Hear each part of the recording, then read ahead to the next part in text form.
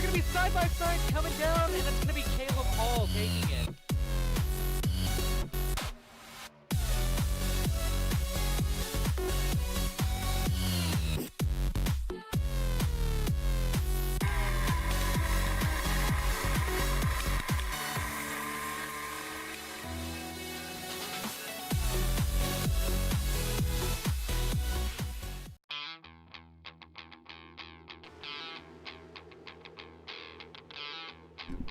And for over 100 years, this simple oval has played host to many races for many different series, from NASCAR to IndyCar and everything in between. Shoot, even football. Green Bay Packers had a short stint here in the infield. Today it's Solstice Racing's turn. After a dominating performance in the Netherlands, Brian Mercurio looks to pull away from the field as fast as he did last week. He has a claim of being the last short track winner as he won Phoenix at ISM Raceway. Welcome to live flag-to-flag coverage of Solstice Proline on HVMP. And Kyle, 2 flat tracks in a row. You raced last week. What does that mean for these drivers? It means the wheels are going to spin every single time you put the power down. According to everybody I spoke to in practice, there's a lot of tire wear, a lot of fall off, and eventually you're going to have to make pit stops a lot throughout this race. It's going to be interesting to see how those affect the stages, and there's going to be a lot of strategy at hand. So we'll see how that goes. And then going back to a different discipline here, going back to the ovals. Who do you think is going to have the biggest rebound from last week? Because last week was really messy for a lot of these drivers. Well, fortunately for everybody in the field tonight, I think it's going to be a lot less chaotic. We have a lot of people that have been really good the whole season, like Dylan Smith, for example. Chris Sweats is always good at this kind of a track. Jeremy Stanley really stands out to me as one of the drivers. I didn't expect to run this well, but he's been great every week this season pretty much. So they're all going to be real threats. Jeremy Stanley on the pole tonight, so we're going to see how it all unfolds. Yeah, it's been a great season for Stanley, but one of his biggest competitors, Joey Bailey, our points leader, isn't here right now. Do you know what's going on? Well, thanks to our inside reporter, Adrian Wojnarowski, apparently his helicopter has been shot down on the way to the Milwaukee Mile, and he's actually on foot trying to get here to start the race. It doesn't appear he's going to make it in time for the beginning, but hopefully he'll be here soon, and we'll report more as we know. So a little bit of a shakeup going into tonight's race. This whole week's a shakeup, actually, since we're here on a Tuesday instead of a Thursday due to the Bristol truck race for NASCAR. So thank you guys for joining us. Next week, we will be at Lucas Oil Raceway, and then we'll head west over to Denver, and then back east over to Darlington. All those on our regularly scheduled days with our regularly scheduled commentators and production team. It's just us. It's me. It's Kyle Riley here next to me. We're just winging it tonight. If you have any knowledge of the whereabouts of one Josh Mertz, please let either myself or Dylan Lindegood or your local authorities know. We're still looking for him. Where is he at? He's lost somewhere in the woods. That's about all we know. But going over our point standings, Joey Bailey probably stuck in the woods too, trying to make his way on foot over here to the raceway. Your leader in the points by 12 points over Jake Poulin. And Jeremy Stanley, there he is up in third. Like you said, he's been having a great run this season. Cosman dropped down to fourth by not being here last week. Kyle, notice you're not on track this week, and you're up here in the booth with me. What's going on? Well, you know, like they always say, if you fight the sun always wins. I have season-ending injuries to my arms and legs due to sunburn. So I'm up here in the booth in a full-body cast for commentating at the Milwaukee Mile. I think the race is about to start, so that's interesting. And, yeah, that sun's a killer, for sure. And tough break for you. I mean, sitting 10th there in points, right on the bubble. Tough break, you know. And we look at some of these bubble drivers. Cody Erdman, he's the local favorite around here from the Wisconsin area. So he's looking to make a strong run, bounce up into the top 10. It's really close down there. Definitely. This is a hometown show for him. And like you said, Jake Poulin is second in points. He's not here. The points leader, we don't know where he is. We don't know when he's going to be here. So it could be very interesting to see how the points look after this race. There's a lot of opportunity on the line, and pretty much anybody can take it. This field is so close. Everybody's faster. One thing goes right for you, and you go from being 10th to the leader. So pace car rolls off here. It's going to be the 60 Jeremy Stanley winning that pole. Outside of him is going to be Dylan Smith going back through the field on the inside in that Kodak car. It's going to be 71 of Chris Wetz. Cosman outside of him. Cody Erdman's going to be inside of row 3. and outside of him is going to be Dylan Poteet. And then next in line we got Brandon Lambert and Nick Baker. Then rounding out the field is going to be the 3. And the rest are on Gilligan's Isle. Green flag here. Racing down into turn 1. It's going to be a drag race. Dylan Smith with a little bit better run on that outside line. 2 different grooves there. Not sure if he's going to be able to make that stick all run long. We've already got a spin in the back. Nick Baker is around in turns 1 and 2. Looks like he's going to get it going. That will not bring out a caution, thankfully, for the rest of the field. But hopefully, for his sake, he'll get one pretty soon so his race isn't over. So focused. Oh, we've got another. Turn 3. That's Cold Destroyers. Cold Erosion is one of the ones that we said was on Gilligan's Isle back there before we got the green flag. Spinning around again. One more self-spin, I do believe, will bring out a caution. Here's some good 3-wide action almost already. Chris Wett's hard off the wall, actually. And Dylan Smith is putting a lot of pressure right now on the leader of Jeremy Stanley. He's trying to push him into the corner too fast. This track is slippery. A lot of these guys don't know what it's going to be like in race conditions. Dylan might be able to push him into a mistake here, get underneath him. You know, in the way that this track is banged, Jeremy Stanley's kind of riding that momentum there on the high side. Dylan kind of trying to follow suit here in this next corner, just trying to run in his footsteps right now and just see what he could do. Field's starting to get a little more spread out, thankfully for them. Best battle on the track right now looks to be around 3rd. We have Cosman, who may or may not be holding up this whole group behind him. They're all kind of checking up. But Cody Ehrman's close behind. And then side by side, you have Brandon Lambert and Dylan Poteet. Yeah, and it's a hornet's nest. Poteet gets loose off the corner. Lambert's going to get around him. And the worst thing about this track is being caught on the outside is you see Dylan Poteet losing position after position. You just can't be fast up there here. But you know, with as flat as this track is, sometimes you can use that draft a little bit to slingshot yourself, but there's no way you're going to be able to make that pass done on the high side. See Cosman drifting up there a little bit, and it just kills all your corner time. Yeah, when you're single file, you can apex that perfectly and carry a lot of speed off the corner, but if you have to stay high on the corner exit, it's just no man's land. You push all the way to the wall, and you have to get out of the gas. Ooh, as we see Cosman push way up. Big trouble for the 24. He's really loose. Hits the wall coming off the corner. There's Joey Bailey. He made it. Finally, out of the wilderness on the racetrack. It looks like he's on the lead lap, too, so a miraculous recovery from almost not racing to being in 6th place. He might get stage points. I do believe we missed him sprinting over to his car. He must have jumped in, tightened up the belts, coming around on the pace lap. Man, if there was ever a time for Larry Mack to say pull those belts tight one more time, it's this one. Yeah, you might want to double check it when you're in a hurry. I mean, and what does that do for a driver? Again. Turns 3 and 4, he's on the apron right in front of the leaders. Doesn't look like he's going to get it going in front of the leader, Jeremy Stanley. Now he definitely needs a caution. Pulls down in the grass. If caution does come out, he will be the first person 1 lap down. Battle heating up now between the 46 and the 52. Lambert going to reclaim his spot there. Now add Joey Bailey into the mix. We're seeing what you said earlier come exactly to fruition. Cody Ehrman is trying to use that high line to get momentum off the corner. The only way you pass here is by getting underneath them, and you're not going to do that following their tire tracks. You know, and I don't know if you noticed this last week, Kyle, but just the package that we've been bringing to these racetracks, it really heats up the tires a whole lot. Do you think that could be a little bit of a cooling strategy and just trying to ride those tires easy as caution comes out here? Definitely could have been, but what's even better than cold tires is new tires, and that's what all these guys are going to get. Or 8 laps in. Every indication I got from the entire practice session was that tires fall off immediately, and once they're gone, they're gone. You lose all of your grip, and you just have to ride it out till your next pit stop, so I would not be surprised if every single car in the field took 4 here. Great break for Nick Baker, who I assume was the cause of the caution, but doesn't appear anything else happened on the racetrack, so it'll be hard to tell. Yeah, we probably hit our spin count there. It might have been dangerous and hazardous to the leaders here. We'll see who ducks down pit road. Likely everyone here. As you said, I mean, this track is pretty weathered. It's kind of got an old surface and it really eats up tires. So everybody, no surprise here coming down pit road. Jeremy Stanley leads them down the pit road underneath the Sundrop advertisement. These guys should be good on fuel here. That caution should put them right about right. I believe they were saying about 30 laps for a fuel run. Dylan Smith overshoots his pit stall a little bit. That's going to cost him a little bit of track position here. Yeah, and He's we've gonna have to be noticed aggressive how to get through the field.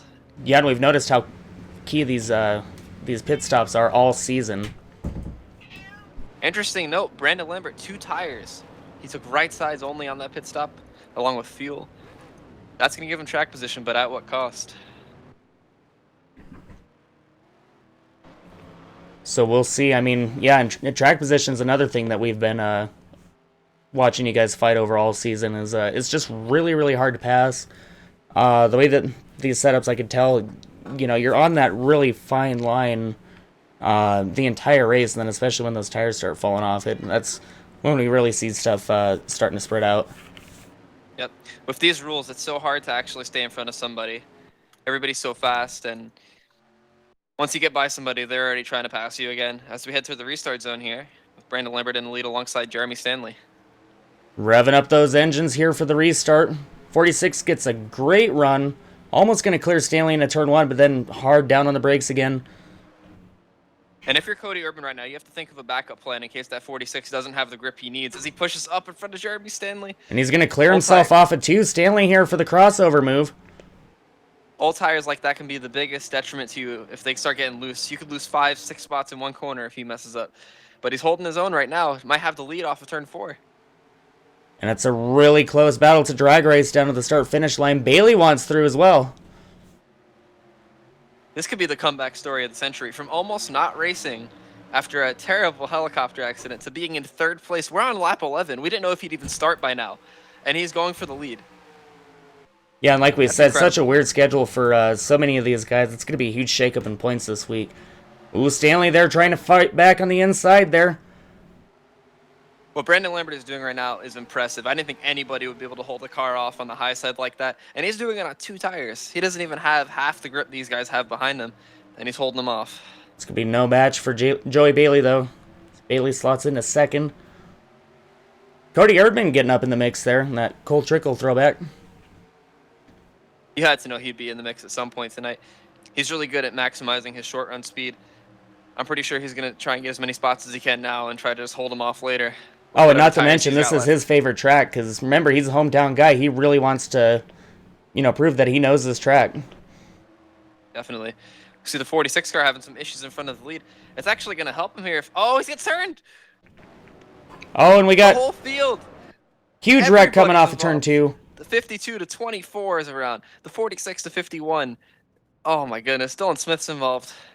I was going to say the 46's issues might have helped him because it'd be hard to pass, but he got turned around in the process right in front of everybody. Nowhere for the field to go. It looks like the first person to miss it is Jeremy Stanley. Maybe the only one to miss it. And so things kind of smooth out now on the 46 machine. I've never really quite seen anything like that in online competition. We were talking about that as it's doing it again. We were talking about the 4th wall and how sometimes we kind of have to look into it. Not really sure what's going on. Actually, we got 52s disappeared as well.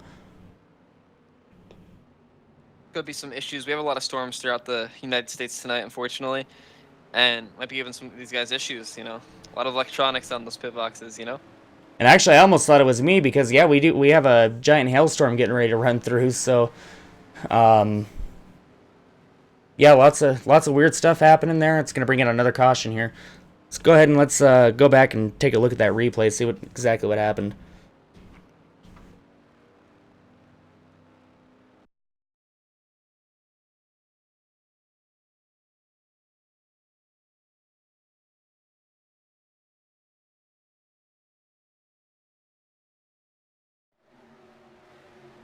Yeah, so you see there the 46 just having issues.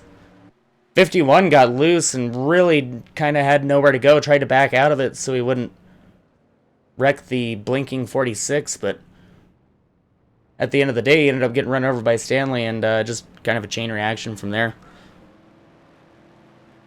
And looking through the field here, every single car other than the 23 car and the 9 made some sort of contact in that incident, which is an incredible anomaly. You'd be surprised how not often that happens. Usually at least 2 or 3 guys avoid it, but there's only those at the very back that were lucky enough to miss that one.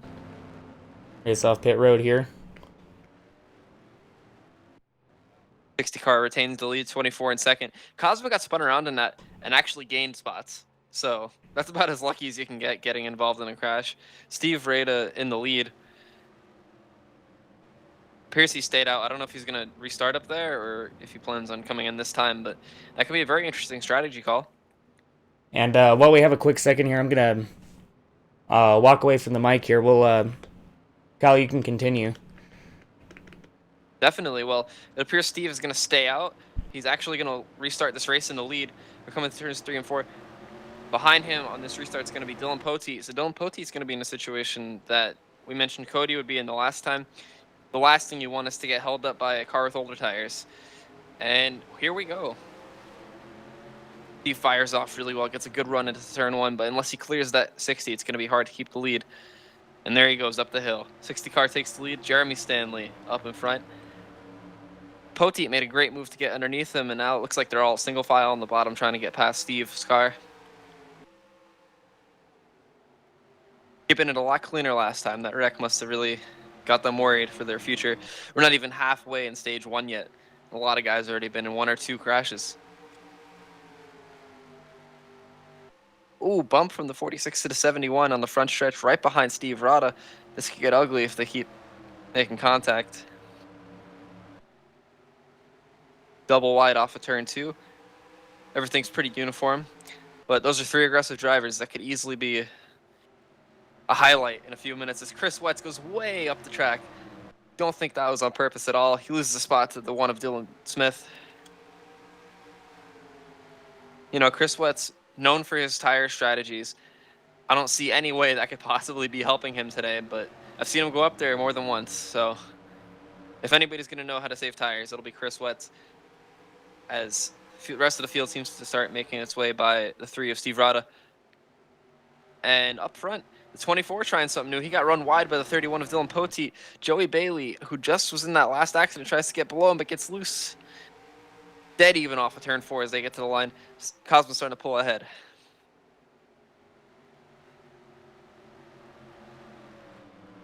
Cosman really throwing it in there. Looks like he's actually going to clear the 51 doing that, so he can start his fight against Dylan Poteet in the 31 car again and try and get up there to Stanley.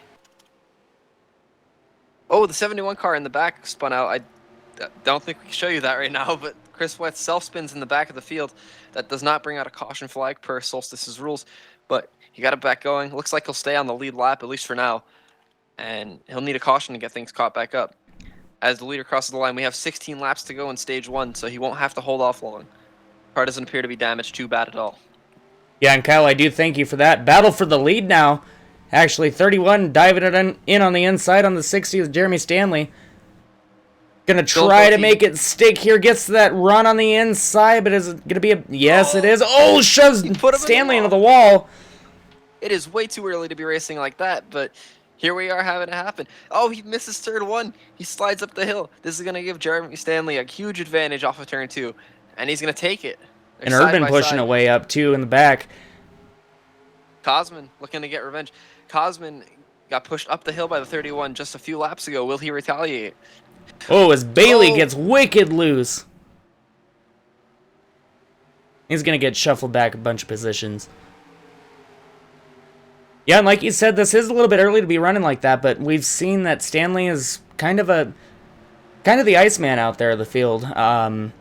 Really cool head. I mean, I really wouldn't... I'd be afraid to get Stanley mad, because I'm sure when he gets mad, he gets mad. But, you know, these drivers never forget, I'm sure. We have a crazy battle, second on back right now. It seems like everybody's up in this mix. Cosman side by side with Brandon Lambert. Cody just barely clears Dylan Poteet off the corner. Yeah, and a 4-pack of cars, break it off, make it a 2-pack, side-by-side drag race down into turn 1. Cosman going to use that high line, try to get some of that momentum.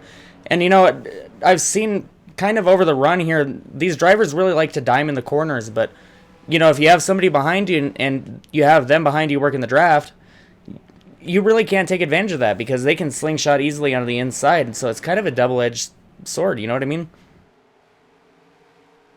These guys are definitely playing a very interesting game here. Some of them are going to go for the long run speed and try to be a little more cautious early on.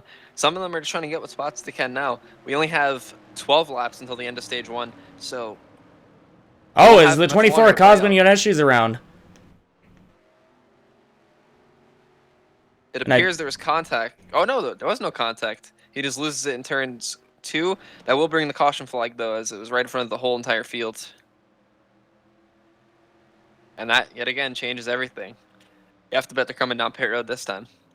So caution out for the third time here. It's going to be less than 10 to go when we get this thing back restarted here as we sprint towards end of stage 1. What's going to be going through these drivers' head this next pit stop here? Well, some of them, especially, maybe somebody like Cody Urban, somebody who's really aggressive, they have to be thinking 2 tires here. We saw it work for Brandon Lambert. Once you get the lead, you're hard to pass. You get those 2 tires and you get out there and have track position, you might be able to block a little bit and win this stage even. And then you got to think, somebody like Chris Wetz, who's had nothing but trouble so far to start this race. Why not try something? I don't think he's exactly in the best of spot because he did spin out earlier. But anybody in the back half of the field, I mean, there's been so much chaos. If you stay up front the whole race, you're going to avoid a lot of that. So we'll see who gambles here. And I do agree with you. I do like that 2-tire strategy. Get yourself some track position. It's a flat track. It's kind of like how it was last week. We saw quite a bit of fall off in the first couple of laps, but those guys who mixed it up a little bit with pit strategy, they held their own for a while. And I totally agree with a short stint here. They should be able to make the most of it. They do throw some strategy. And it appears 24 car is out of the race from that damage. That's incredible. That's a game changer. As you said, he's 4th in the points. He's been fast everywhere this season. Yeah, and really needed a good week this week, and not going to be able to have it. With all of these people high in the points and guys who've won races like Brian Mercurio not in the field tonight, you almost have to think he was probably one of the favorites to win, and now he's out of the race. And the 60 car has got a black flag on pit road. So that's going to shuffle him all the way to the back after dominating most of that first stage. We'll see if he can climb his way back up. And just like that, Brandon Lambert, after being involved in the next to last caution, is in the lead again with Dylan Smith alongside him. Yeah, and watch out for these 2 guys. Dylan Smith especially. We've seen him every race that he runs be super aggressive. We saw him really, really aggressive last week. And green flag getting ready to come up in the air as we're going to go one more time. Here's they called it off there last minute. Might have had some issues with the cars going to the rear of the field with penalties. But like you said, though, when we do go green here, Dylan Smith can be an absolute terror. Like, in the basketball world, there's a player, Patrick Beverley, who's just, you don't want to be matched up against him because he'll, he plays hard every single night. Dylan Smith drives that way. Every race I race against Dylan Smith, he's always going for every spot. It could be lap 10. He'll dive it 3 wide if there's an opening. So, with only a handful of laps to go before stage 1 ends, you got to think he'll do whatever it takes to get past his 46. He hasn't been up front all night. He knows he has to attack now. Yeah, and then remember the 2 cats sitting behind him, the 51 and the 31. Those guys, you can't count them out either. So we're going to bring it down at a very slow 60 miles an hour here, getting ready to come to the restart zone. And the green is out flag. this time. Huge jump for the 46. The whole outside lane got checked up there. I think Dylan tried to anticipate it a little bit and just missed it by the slightest bit, but that's all it takes, and Brandon absolutely capitalized on it. And that's going to open the door for Joey Bailey, but he gets loose. That checks up the whole field from 3rd on back. They're 3 wide back there. Jeremy Stanley. Steve Rada stuck in the middle, turns the 71 of Chris Wetz. And the 52 spins, trying to slow down. Here comes Nick Baker. Oh, almost got it woed down there. And the caution is back out just like that. Wow. I mean, we called it. We knew it was going to be chaos in that restart. Everybody's been to the back at some point. They've been to the front at some point. You just had to know it's going to boil over still. This is essentially anybody's race now. They're all going to drive like it. Well, and we've seen that with so many races here on HVMP, how it just gets really, really, really super aggressive here in this first stint. And we'll probably see things iron out a little bit in the second stint here. I mean, there's nothing more frustrating as a driver than sitting most of your laps under caution. So, I mean, we saw it at Texas, too. Texas was absolute insanity the first half of the race. Cars were not able to keep themselves controlled. Drivers were getting angry at one another. There was insane battles for the lead pretty much the whole race. Eventually, that race did get very caution-free, though. We went the whole second half with, I think, 2 or 3 cautions at most. And one of those was, I think, the stage caution. So, especially with a field like we have tonight, it could be very interesting to see if we just suddenly go 50 laps of green flag racing.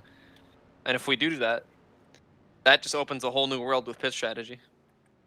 Yeah, and let's talk about pit strategy here for a sec, because about 30 laps on a field run.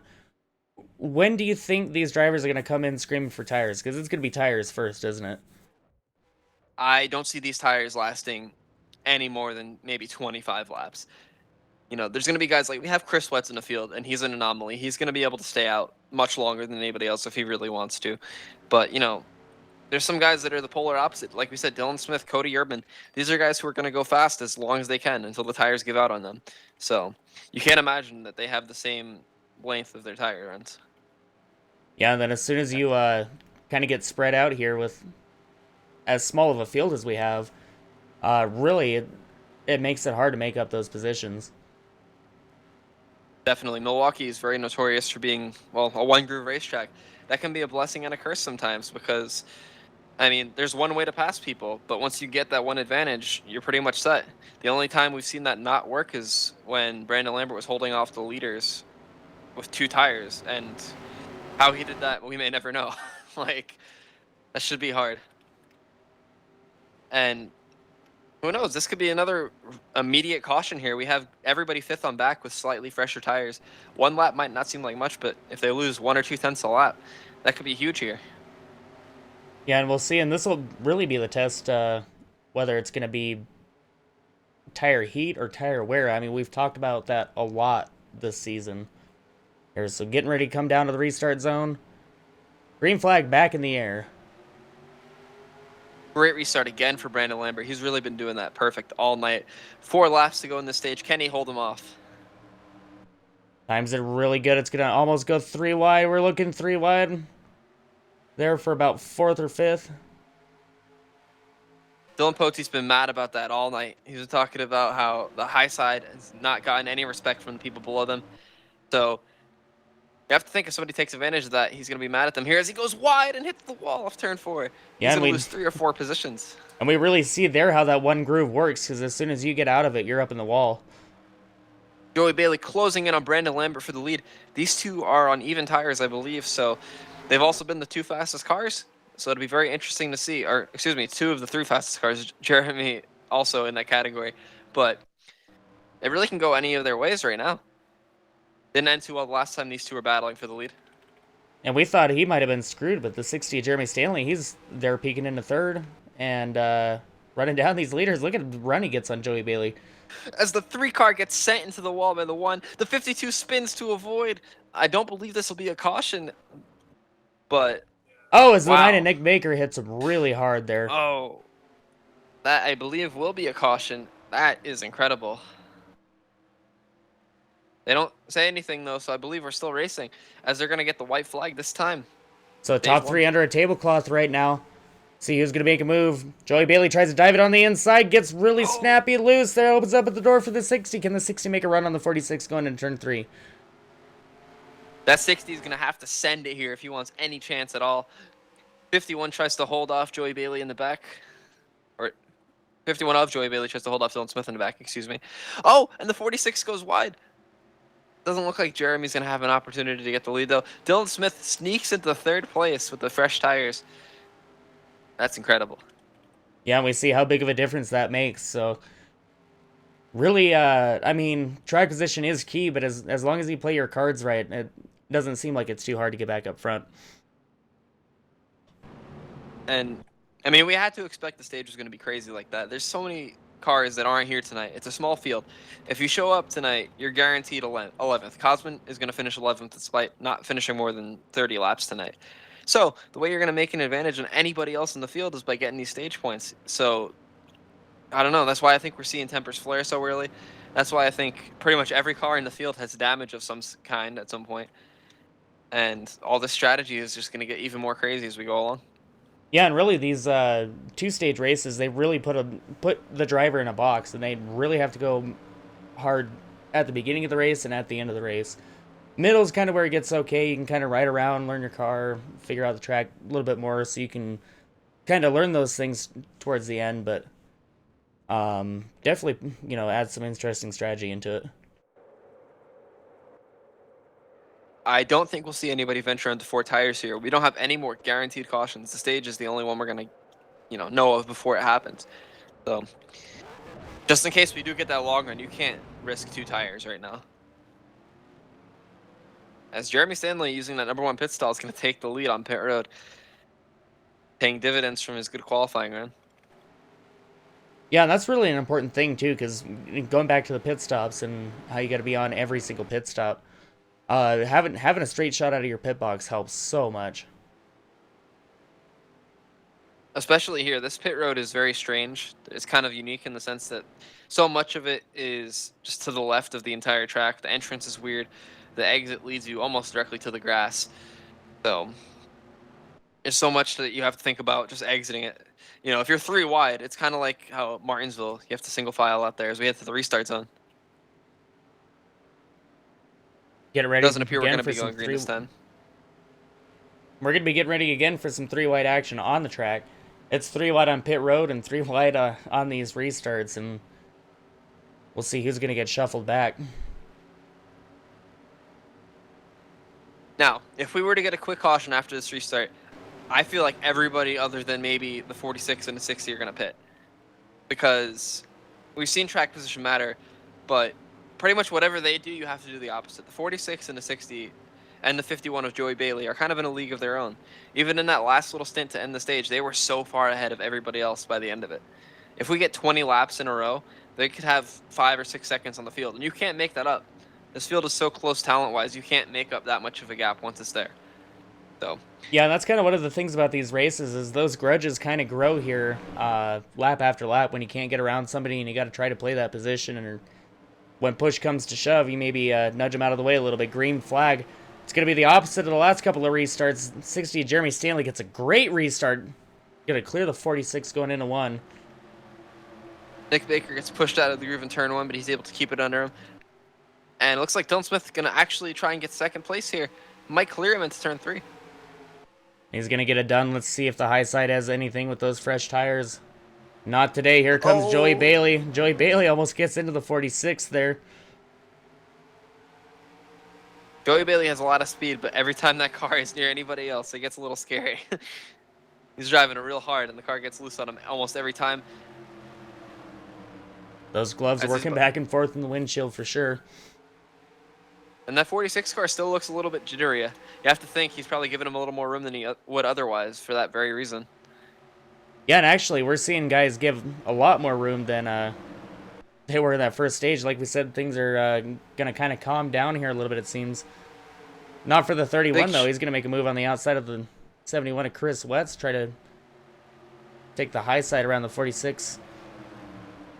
He's trying to use the traffic jam to his advantage, and it's going to work. He's going to get 5th place from that.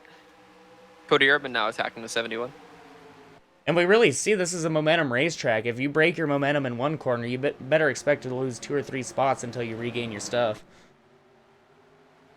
Oh, as Urban pushes! Wet's up into the wall. 71 car hits the wall. And these guys are making no friends out there tonight. I've seen that 71 get hit by almost everybody. You got to think eventually one of these times he's not going to take it. Oh, and a small field. I mean, it makes things just that much closer between your competitors. Dylan Smith trying to put some pressure on the 60. But all season, he's not made a mistake in these situations. He's held very good composure. I mean, if you wanted, you could push him through the corner, and I'm sure he'd still gap you by 2/10. So it'll be very interesting to see what Dylan does here. You almost have to think he's got to let the 51 by and see if those two slow each other down.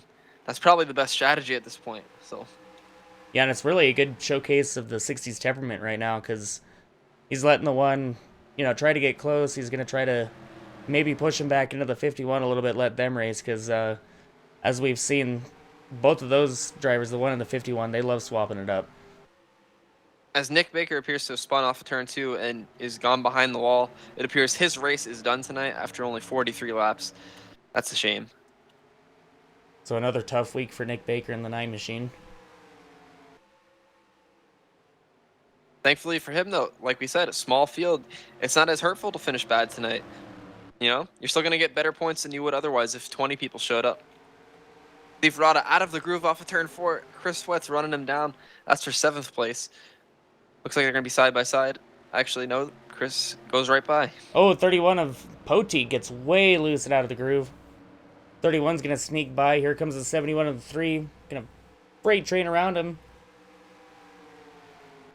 And what do you know? That leaves the 52 as the car right ahead of Chris Sweats. He's a few seconds back, but you got to think it'll get interesting if he gets up there.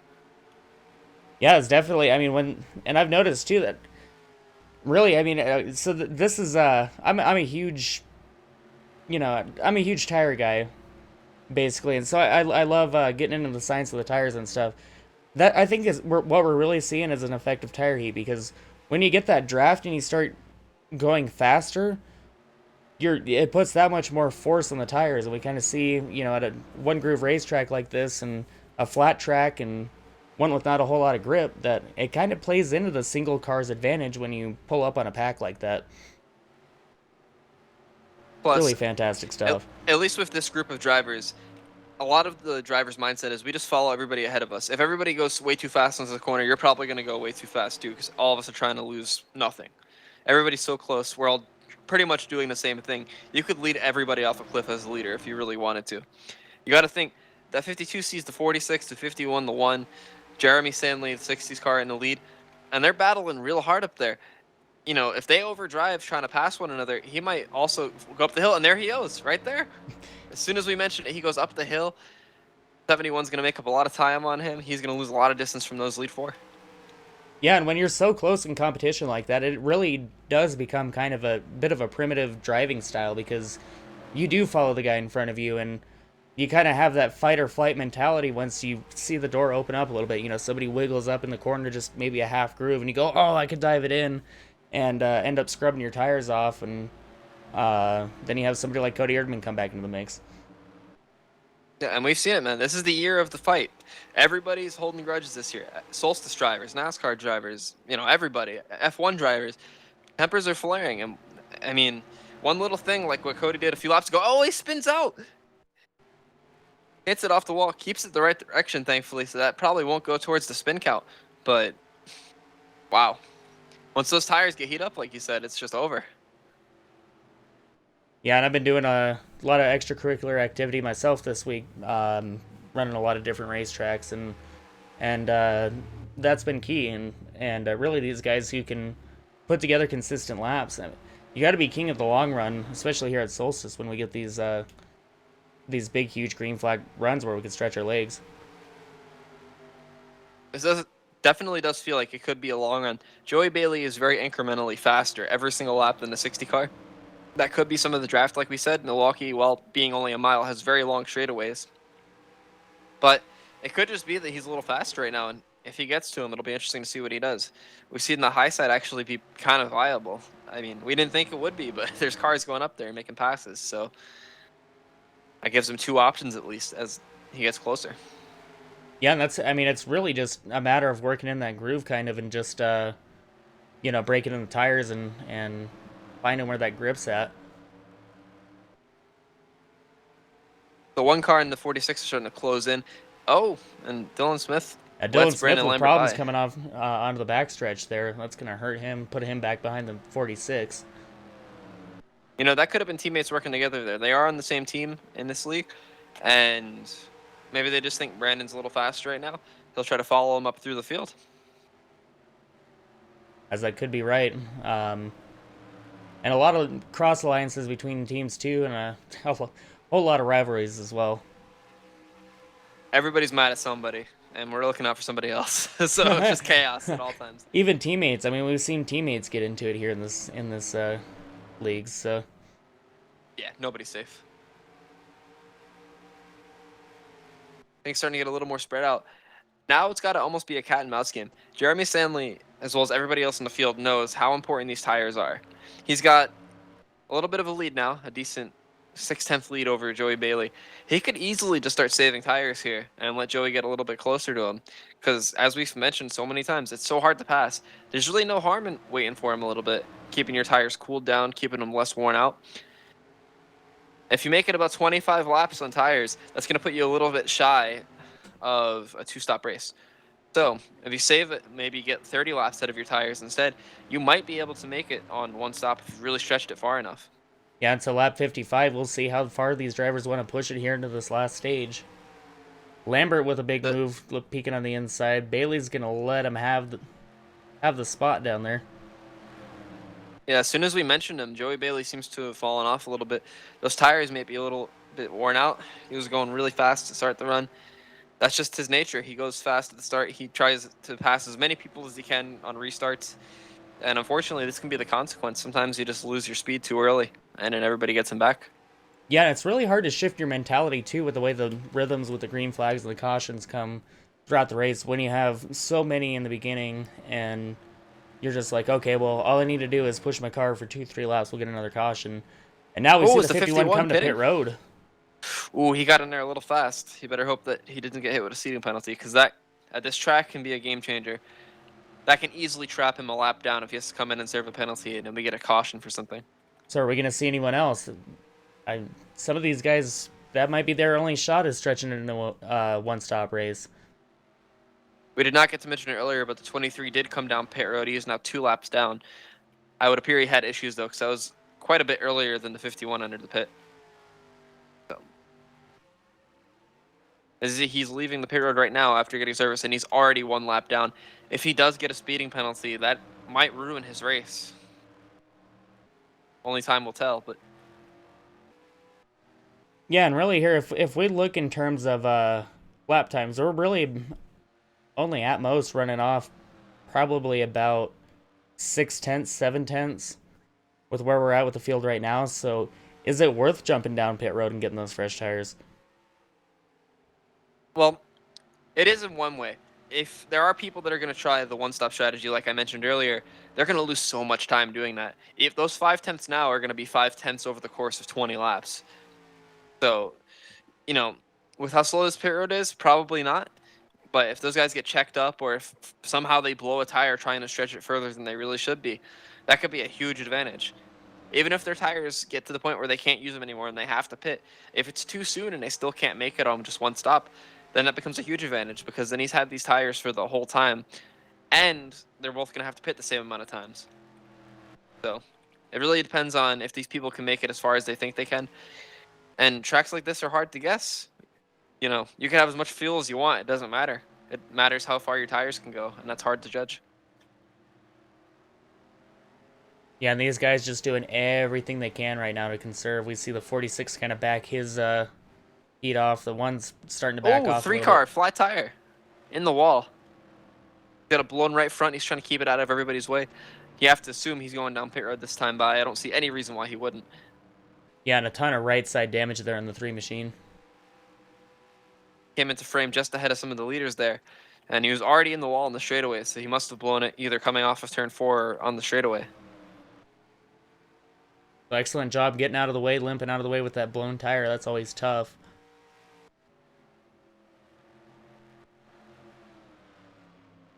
And he's heading down pit road this time by at a very moderate speed.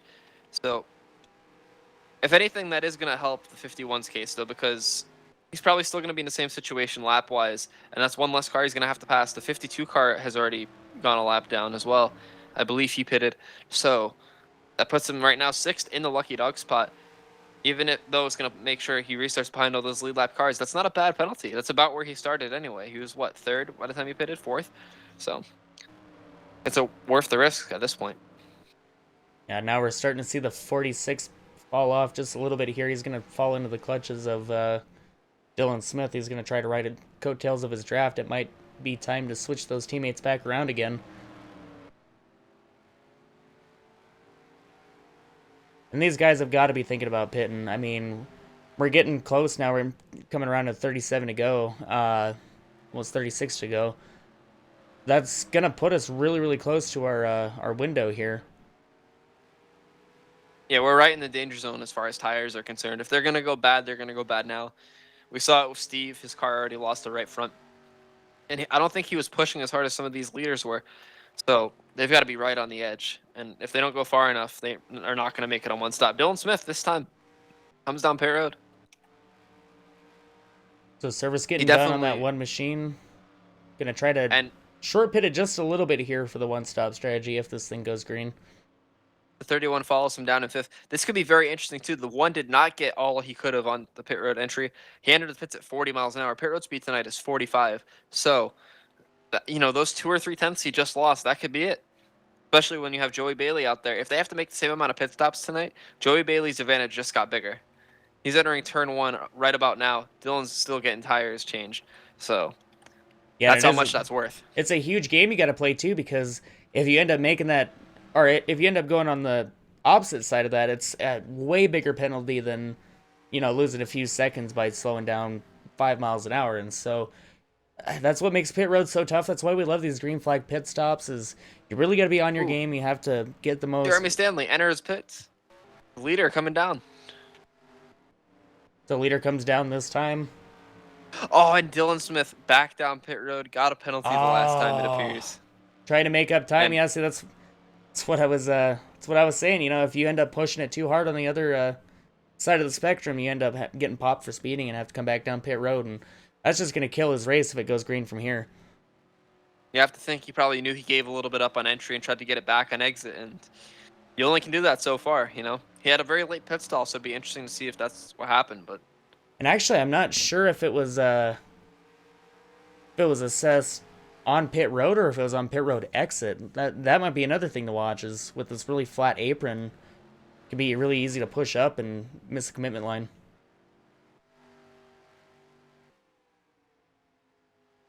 And now we have the 46 car in the pits. So that's the last of our front runners that has to pit. Chris Sweat's still out there, but he was not leading or in the front group at the time. So he's definitely on the one-stop strategy. If the rest of them can't make it, he essentially has an entire lap over where the 51 car is running. Yeah, and that's where it's a huge but. The 71 is massively saving tires because we just know Chris Sweat's to be that good with being able to do it. So, I mean, I've been saying it all night. If anybody's going to find a way to stretch their tires longer than everybody else, it's that 71 car. He has done this year after year. He's made a career out of it. And it looks like he's going to come down this time. But this is right on the mark. I said 30 laps. You could probably make it if you're conservative. So now what he has to do is he has to get a little bit back on the 51 car so he doesn't have to start out so far ahead, or so far behind, excuse me. And then once the 51 and everybody else that we assume has to pit pits, that'll leave him with a very big advantage. The only one that's kind of in the bubble is the 46. The 46 only pitted a lap or two ago. He's going to have almost as much fuel as Chris Sweat and almost as much tires. If he's cautious here, I don't think the 51 car can make it. I don't think there's any way possible he makes it down there. The 60 is probably even more iffy.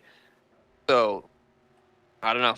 Yeah, see, this is where, Wetz and I are such great teammates because, both him and I know that our minds are geared for the long run. So we'll start picking off those cars starting with 10 to go if we have to. And if we get a caution, even better, because then it bunches us right back up and, we can be able to capitalize and really run hard for those 10 laps. But Chris Wett's really with the option here right now. If the caution does come out, that'll play in his favor. And if it doesn't come out, we'll see him pick up a couple of spots from some of these drivers that may be pushing their stuff a little bit too much here in this last pit stop stint. And an additional bit of context here, the 31 car is clutching heavily on corner entry. He's on the clutch, must be like 5 whole seconds before he gets back on the throttle. And he didn't pit that much sooner than some of our leaders. He definitely pitted after Joey Bailey did. And he didn't pit that much sooner than the 60 car and the 46. So if he's that close on gas, you can only imagine what it's going to do to the tires by the time this race is over with. Yeah, and so some of those guys who pit a little bit early, Dylan Smith, they might have to run back down pit road here if we don't see things go their way. And this is where the race is going to get really interesting. We've talked all night about how it's hard to pass and you need track position. Well, now none of that matters because now you have to have the right strategy and you have to have just enough fuel and just enough tires to get across the line the last time around. And unless we have a caution, we almost have to assume the 51's not going to make it. You can't treat him like one of the leaders. The race is so spread out, it'd be hard to even get a caution at this point. The spin counter is reset. The only 2 cars that are near each other is Joey alongside the 3 of Steve Rada. So it'd be very difficult to have that become a reality. The next car behind him is the 60 car who has a decent advantage over the 46, who appears to be running a little bit slower. The 60 doesn't seem like he's saving anything, but like we said, I mean, it's hard to tell with him. He does the same thing every single lap, and it always seems to work. Yeah, He and could Kyle, easily be running 95% right now. We'll never actually, know. I'm looking at my monitor. As we're going through here, one of the guys who was right there in the mix with those guys you were talking about, the one of Dylan Smith. Not sure if he had a problem or what, because it looks like he went back behind the 52 of Cody Erdman, and he's moving his way back up, just past him to get back up into the top five. So putting him back behind the 71 of Chris Wetz even. Yeah, the benefit for him is he has a lot fresher tires than that 52. Don't forget, he was one of the last to come down. He just happened to have that penalty, which we still don't know what it was, but he had to make a pass through. He's on almost the same tires as the 60 and 46. I believe the 52 was one of the first to come down after he had some sort of issue. So the 52 is probably going to fall back quite a bit further. So As I right now, the 23 totally had car a is the blonde only moment one. and forgot about the the pit road penalty on the one. I mean, just so uncharacteristic out of the one, actually, to see him draw a penalty like that. And if you look at the scoring monitor right now, there's only 7 cars in the lead lap. You have the 23 car who is 2 laps down, and you have the 3 car who are 2 laps down. So even if you want to try something a little bit crazy here, you're guaranteed pretty much 7th unless you get a penalty. There's really very little harm, especially if you're somebody that may be a little further back in the points. If you're maybe a Dylan Pote and you've had a little bit of a rough start to start the year, why not try something? And probably won't work, but if it does, you're gonna finish really well, and you're gonna gain a lot more than you would have otherwise. Or worst case scenario, you're still gaining on the people who aren't here. Jake Poulin point is up there in points. He's not here. Brian Mercurio's won races this season. He's not here. You know, these are guys that it's good to be in the race tonight because you're gonna gain so much on them, and unless something crazy happened, you haven't been doing that so far.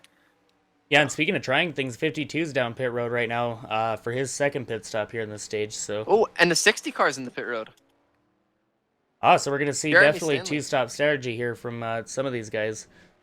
Are we gonna see anyone really try to push it out for? I mean, it just really have to depends on how bad the tire wear is after a 15-20 lap run, because not sure quite where it's at. If it's extreme, that's the only way that these guys will be coming back down pit road. And I mean, we did see the 3 blow a tire. I see the 46 car clutching, and you have to assume he's got 4 seconds on Chris Wetz. Like we said so many times now, Joey Bailey's car is not going to make it. If the 60 car couldn't make it, the 51 is going to be extremely short on both fuel and tires. So the 46 has to treat himself like the leader right now. You've got a big advantage over that 71 car. He's on almost the same tires as you, but I don't know. You just got to get there at this point. I don't think Chris Wetz can catch him unless the 46 runs out.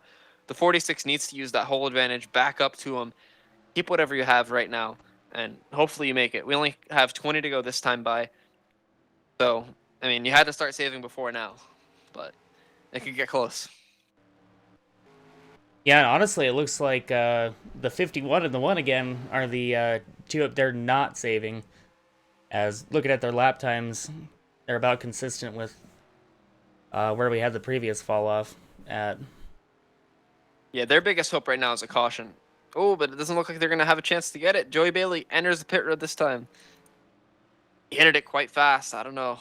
We've seen so many penalties tonight. I'd be a little bit worried after that. Yeah, and it's such a tight pit road. I mean, you come off, and really the racing groove is on the bottom, where the apron should be. I mean, the whole track's an apron, basically, compared to some racetracks. And you have to plop right down there on pit road, downshift a whole bunch of gears, and try to just pray that you get down below that speed limit. At the time he entered the pits, he was at 54 miles an hour. It'll be very interesting to see if he gets clocked at the seating penalty here. As he merges back onto the track, I'm sure we'll figure out soon enough. As normally our insider, Brandon Nicholson, would be down on pit road giving us all that info, but due to prior commitments, he's not here. Dylan Body also not here, our newest permanent addition. Kyle, I wanted to thank you here really quick. Thank you so much for coming up here and being able to help me out with this race. It's been an interesting one here for sure, but just kind of an off week here for HVMP and Solstice, running on a Tuesday night. Glad you guys could join us. Again, next week we'll have the full crew with Josh Mertz, who's lost somewhere out in the woods, doing whatever, being DB Cooper probably. Then Dylan Body, just prior commitments. Brandon Nicholson, prior commitments. But we'll have the gang back next week. Kyle Riley doing a fantastic job filling in. Thank you. I'd rather help if I can't be out there. So Yes, we hope that sunburn gets a little bit better for you, dude. Oh, absolutely. We're gonna have It'll get to there ship you a soon. bottle of aloe vera or something. Just ice, many ice baths. As during our little break there, the one car actually entered the pits, so he also confirmed he wouldn't make it. And the 71 is running down our leader. They are now within the same frame if you look at it. So it's going to get interesting. We talked about, I mean, he had all of that time to spend saving fuel. Did he save any tires in that process? Because we know Chris Wetz has a little bit better tires. He's catching them so fast. 0.5 a lap almost. Yeah, and really it makes you wonder what strategy the 71's on, because, well, I mean, of course we know what strategy he's on, but is he calculating it right? Does he have this much tire left in his tires to be able to go all the way to the distance, you know? He already made it to the magic number. We've been saying you make it to about 30 laps to go. You can probably make it to the end, realistically. Now, you have to also account, it's Chris Wetz. This guy is, the best tire saver in this whole entire league. There's nobody that comes really at all close. So, if anybody's going to do it, it's him. We only have 13 to go this time by. He's still driving really aggressive. I think if it was going to start falling off, we would have seen signs by now. The 46 also appears to be really close on fuel. But I mean, he can't waste any time getting by him. If you're going to do it, you got to do it now. If that 46 starts trying to go again and he does have enough to make it to the end, it's going to be hard to pass him, older tires or not. Yeah, and you can tell the 46 of Brandon Lambert knows that the 71's there. We see him with a big wiggle coming out of turn 4 there that last lap. Lambert's just holding on for dear life right now. I mean, there's obviously on the same strategy here. And you got to think that timer in Chris Wetz's head is just going off. We have 12 to go this time by. That's 6 minutes. We're running 30-second lap times roughly here. 6 minutes you have to pass that leader who's right in front of you. And with every turn that goes by, you've lost another opportunity. Chris Wetz knows he's running out of time to make this move for the win. Yeah, but at the same time, that's a whole lot of laps to go. I mean, it feels like an eternity, those 6 minutes. Especially, you're not counting seconds. You're just counting, laps. 10, 9, 8, 7. Okay, make the move now, And it's got to be even worse for Brandon Lambert. He's trying to hold off a faster car in second with better tires, knowing that his fuel might not make it to the end. His tires might not make it to the end. And Chris Wetz is just getting closer and closer. He's on his bumper as we exit turn 2 right now. Yeah, it just makes these straightaways at this paperclip seem just so much longer. It's, when am I going to get in the next corner? Am I going to make it through the next corner? Oh, please, help. Give me that draft. Make sure my back bumper's wide enough. I mean, there's got to be a whole lot of different scenarios going through these two drivers' heads right now as Chris Wetz looking to shape up the 46 here. And it definitely seems like he has the speed, but does he have the line? And does he have the ability to get past him in a spot where it's actually possible to make the pass? If he wanted to, he could really dive it in and get to his outside right now, but actually, he goes and does it as soon as I said it. Yeah, but like you said, that timer totally went off on the 71 there. Now's go time. 71, we saw him run aggressive. Wetz is now in just go mode. He's in attack mode. He's all over the back bumper of that 46. He's trying to get that crossover done, but that 46 is holding the tight line as the corner exit. He gets loose, though, and that's going to give the high side up. Crossover. Here comes Chris Wetz down below. So Chris Wetz with a great juke move there. Gonna steal away the number 1 position after so many laps of the 46 being up top. And man, Lambert didn't put up a big fight. He must feel like he's going to be short on gas or tires. Because if he had any inclination he was going to make it to the end of this race, he would have fought harder to keep the lead. He's still clutching behind Chris Wetz, so I can only assume he might be a lap or 2 short. And one of the guys who really, really has to have a good points race this race, where he's at in the points battle, is the 46 of Brandon Lambert. Second place would be huge for him right now. Especially, he has 17 seconds on 3rd place. Granted, the 3rd place car is Joey Bailey, who has fresh tires and a lot of speed, obviously. But as long as he makes it to the checkered flag, he's not going to have to worry about him. He could just casually ride back there. Maybe Chris Wetz doesn't have the tires he thinks he does, and he blows it right front. Maybe his fuel's a little lower than he expected it to be. If any of that goes wrong for the 71 team, he's still close enough to take advantage. Yeah, but the man putting in nice, consistent laps, that 71 machine, I mean, he's really putting down some good lap times. At 29.6 compared to, well, Lambert's clutching at 29.8. Let's go back to, 29.1 is what Dylan's running. Erdman really the only one who's showing much pace. Well, he pit too, running a 29.4. So really the amount of fall off, yeah, 29.2 for Joey Bailey. Really the amount of fall off that Chris Wetz is experiencing isn't there at all. It's unbelievable what he does. He finds a way every single week. We could go to a track that has no tire wear, and he'd still find a way to wear his tires less than everybody else. And I don't know what the secret is. Looking at him tonight, the only thing he's done is he slid above that bottom groove a little bit. But every fast car has been doing that tonight. So it must be the way he manages the throttle and keeps that thing under him off the corners that's keeping it together like this, because it's incredible. Yeah, when it comes to stuff like that, Wetz has always kind of been a different breed of race car driver. I remember the first time this man ever gave me a set when I first started my Proline career. I'm like, Wetz, how the heck do you drive this thing? There's no way that this thing, it's a qualifying setup. This is a guy who could take a qualifying setup and run a long run with it. That just goes to show you how good Wetz is at this game. And if he does win this race, Chris Wetz has been needing a race like this the whole season. He's been running fast quite a bit. It seems like something has always gone wrong. So he definitely needed a night like this where he just... I mean, he started off in a really bad shape. He was getting put in the wall by people. He got spun out early on. And here he is pretty much in the catbird seat. The only thing that can stop him now would be a caution flag. Everybody seems to be spread out, though, so I don't think that's going to happen. So, Yeah, and 3 to go for your season 18 Proline champion.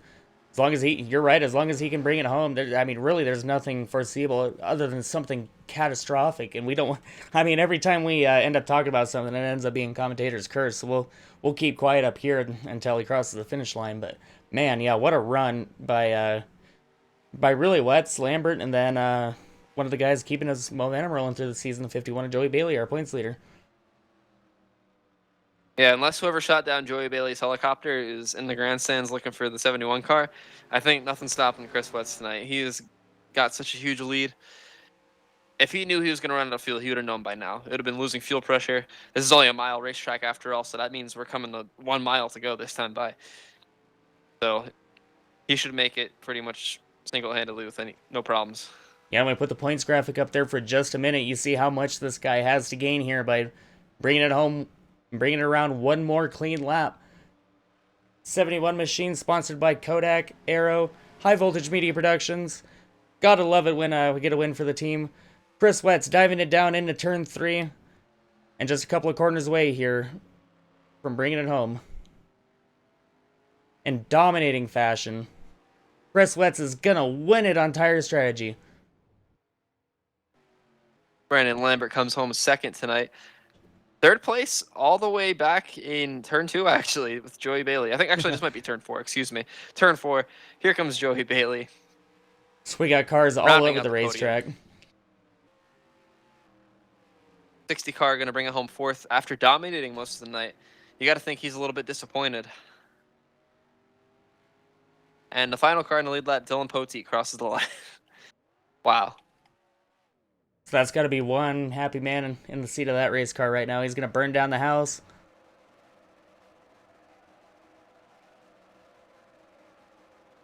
Let's go ahead and let's bring in our, because we know Wetz really is shy for the cameras and stuff. We'll bring in second place Brandon Lambert here. Hey Lambert, Dylan up in the booth. Really great race. Good points day for you. Both for you and the 71. What would it have taken there in the last couple of laps to be able to hold off that 71? About another gallon of fuel. Yeah, we were a little bit short on that last pit stop. We were about 2 laps short on fuel, so I had to save some fuel. And then Wetz called up to me, and he pitted like I think 2 laps after I did, and he was on a better fuel strategy than me. Yeah, now walk us down to that final pit stop there. We saw it get really tense with the laps counting down and stuff. Do you feel like if you were able to stretch it that extra 2 laps, if you would have had anything for Chris Wetz, or was the tire management by the 71 just too good? No, I think we would have had something for him. I think I was faster than pretty much everybody on track except for Stanley. If it wouldn't have came to fuel mileage, I would have probably had a good chance at winning this race. Brandon, we But were under the. I'm sorry, go Brandon. ahead. We were under the impression that fuel mileage was a lot less important than tires. Was that the case tonight, or did fuel actually become the deciding factor in the second half of this race?